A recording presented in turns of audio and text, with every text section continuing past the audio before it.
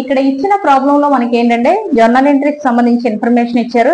Journal entries అనేవి prepare చేయమన్నారు. కాబట్టి ఏంటంటే ఎంట్రీస్ ఫార్మాట్ వేసి జర్నల్ ఎంట్రీస్ అనేవి ప్రిపేర్ చేద్దాం. దానికంటే ముందు మనం జర్నల్ ఎంట్రీస్ అనేవి ప్రిపేర్ చేయాలంటే రూల్స్ అనేవి ఫాలో అవ్వాల్సి ఉంటుంది, అకౌంటింగ్ రూల్స్. ఆ రూల్స్ ఏంటి అనేది ఒకసారి చెప్పుకుందాం. ఫస్ట్ వన్ మనం చూస్తే ఏముంది అంటే personal account. Personal account rule ఏంటి అంటే debit the receiver, credit the giver అనేసి చెప్తాం. నెక్స్ట్ రూల్ మనం ఏం ఫాలో అవుతాం అంటే రియల్ అకౌంట్. రియల్ అకౌంట్ మనకి ఏం చెప్తుందంటే డెబిట్ వాట్ కమ్స్ ఇన్, సంస్థలోకి వచ్చే వాటిని డెబిట్ చేయాలి. క్రెడిట్ వాట్ గోస్ అవుట్, సంస్థ నుండి వెళ్ళిపోయే వాటిని క్రెడిట్ చేయాలి. నెక్స్ట్ థర్డ్ రూల్ మనం చూస్తే nominal account. Nominal account rule మనకి ఏంటి అంటే డెబిట్ ఆల్ ఎక్స్పెన్సెస్ లాసెస్, అంటే ఖర్చులు నష్టాలు డెబిట్ చేయాలి. Next credit all incomes gains, ఆదాయాలు లాభాలను క్రెడిట్ చేయాలి అనేది రూల్స్.